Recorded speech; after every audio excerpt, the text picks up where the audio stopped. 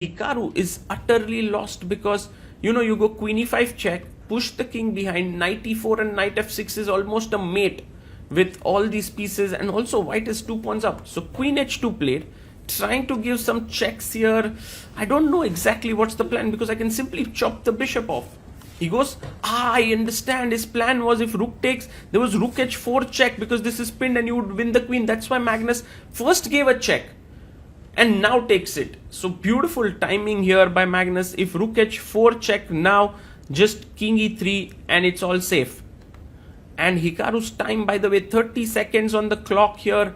He needs to move, but I think he knows it that he is lost already. He goes queen g2, attacking the rook, hoping for some final chance. Rook a1, trying to come in to checkmate. There's one check left in the position, but nothing more after king g4.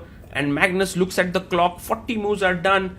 Hikaru has very little time here and he resigns with a smile on his. It's time for the big clash between Hikaru Nakamura and Magnus Carlsen. They played a very quick draw in their classical game and now we are into the Armageddon. This is the second time they clash against each other in Norway chess. In the first encounter, it was a draw in classical and Hikaru had beaten Magnus in their Armageddon game. And now Magnus has to win on demand with white pieces. Hikaru has black here. 7 minutes for him, 10 minutes to Magnus Carlsen. Magnus adjusting his pieces. Before the game, they both spoke about things which was like, Magnus was like, I don't know why I'm playing classical chess. Hikaru was like, this might well be the last time Magnus and I will play against each other in classical chess. And it was like everyone is now looking forward to this game. So d4 by Magnus, d5 by Hikaru, c4, and we have the Slough defense on the board with c6. Knight comes out to f3, knight to f6, knight c3, and Hikaru now can take the pawn here. He did do that against Arjun as well. g3 played here, and now Hikaru goes and saves the pawn with b5. Bishop comes to g2 on this long diagonal. Sometimes the knight could jump in the center, take this pawn, opening up the bishop. He pushes his pawn to e6. White castles here, and I believe black can play just simply bishop b7. Hikaru trying to recollect his analysis. You have to be very accurate here because you are lagging behind in development.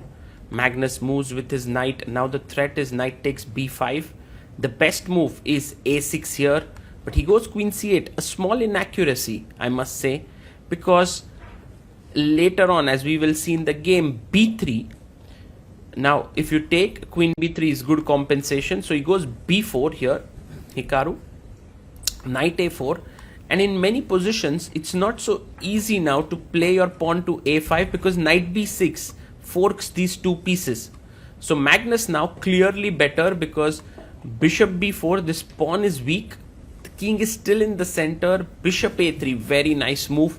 Offering a trade. If you take here, I can take back and then take this pawn. So Hikaru goes a5 now that his b6 square is guarded by his knight.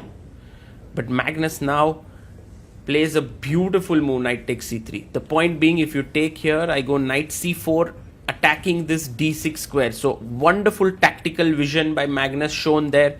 Castles played by Hikaru. And now bishop takes bishop, pawn takes, and the material is even. So with equal material, you see that Magnus has a much superior structure, and that structure is because this pawn on c6 is a weakness, and knight goes here looking at the c5 square. You can't play yet c5 because bishop b7 simply drops a pawn. So bishop a6 played, queen d2, bishop b5. Now the e2 pawn is hanging, so it's not so easy to pick this up. Rook c1 played, rook a6, defending the c6 pawn. And e3, very nice move. Magnus's structure is beautiful. This is a risk-free advantage to Magnus.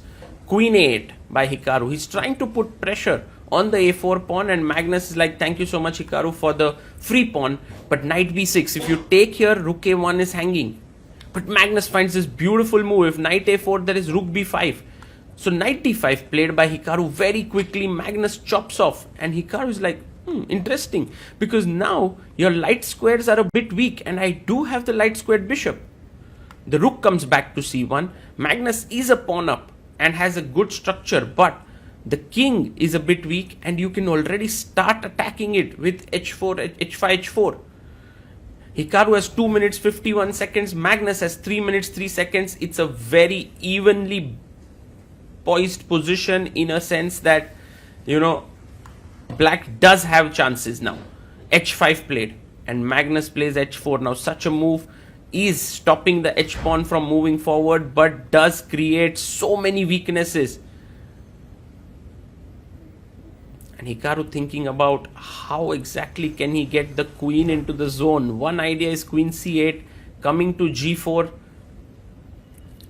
Thinking here, he goes rook e8. A useful move by Hikaru. 2 minutes for Hikaru Nakamura, 2 minutes 59 seconds for Magnus. He would love to get his knight back into the game, but it's pinned. So he brings his queen to c3, defending the rook, maybe preparing knight c5 to trade off few things there. And now Hikaru has this crazy idea at some point to break with g5 takes and h4, just blasting open the white king. Knight c5 takes the rook, and boom! Hikaru is on the ball. Beautiful play by Hikaru Nakamura. Love it. Takes h4. Let's go. Let's open up more lines. Plays it. And Magnus in super trouble, and I love how Hikaru's playing here with so much energy. Suddenly the knight on c5 is beautifully placed, but doing nothing much here because the king side is on fire. The queen is ready to enter. The bishop could be part of it. Magnus tries to defend this way, gives up a pawn. He's like, at least my queen can join the defense. Rook comes in. Queen g4 played by Hikaru. And the position is now even. The game shifted so quickly here. Super quick. And Magnus goes queen to e3. He takes with the pawn. Pawn takes. And now king g7. Trying to get the rook from the h file. 2 minutes for Magnus now. How does he play this position is the big question. Does he go queen f4, offering a trade of queens? It's not a bad idea to take, but then the e pawn will reach e2. Is that super dangerous? Not so sure. The other idea is to go king g2, and if rook h8, can you go rook h1? There could be some queen f3 ideas. Oh my goodness, look at this line. King g2, rook h8. If rook h1, a big blunder. I have check, takes, and this pawn queens after the rook trade. Okay, he goes king g2. Man, is Magnus going to blunder here with rook h1? Not really. He picks up the e pawn, and for Hikaru, very important now to take the g5 pawn. The position remains sharp. Magnus could go into an endgame, pawn down, but one thing that Hikaru mustn't do here is give this check. It looks tempting, but after king f3, there's nothing much happening. The queen is offside. Queen e5 check is coming. It's just lost. But he plays it. Oh my goodness, it's a massive blunder. King f3, and Hikaru immediately shaking his head. He's like, maybe I missed something here. Bishop f1 was his idea, to start checking here with the queen or the bishop. However, this doesn't work because of queen e5 check and king moving up, or directly king f4. This is a very, very tough move to make for Magnus because somehow he has to move ahead with his king, but he has to realize that there are no checks here, nowhere. There are no checks anywhere. And king f4 is an excellent move. You can see Magnus thinking here, finds king f4, and Hikaru zones in. He's like, no way is the king on f4 going to be safe. Come on, this is not working out. It's amazing to see Hikaru's expressions here, but as his time runs low, as he goes below a minute, there's nothing here. It's like Magnus has seen it all, and Hikaru is utterly lost because, you go queen e5 check, push the king behind, knight e4 and knight f6 is almost a mate with all these pieces, and also white is 2 pawns up. So queen h2 played, trying to give some checks here. I don't know exactly what's the plan because I can simply chop the bishop off. He goes, I understand. His plan was if rook takes, there was rook h4 check because this is pinned and you would win the queen. That's why Magnus first gave a check and now takes it. So beautiful timing here by Magnus. If rook h4 check now, just king e3 and it's all safe. And Hikaru's time, by the way, 30 seconds on the clock here. He needs to move, but I think he knows it that he is lost already. He goes queen g2, attacking the rook, hoping for some final chance. Rook a1, trying to come into checkmate. There's one check left in the position, but nothing more after king g4. And Magnus looks at the clock. 40 moves are done. Hikaru has very little time here and he resigns with a smile on his face. Very intense game between Magnus and Hikaru, and I love how they both are super calm after this.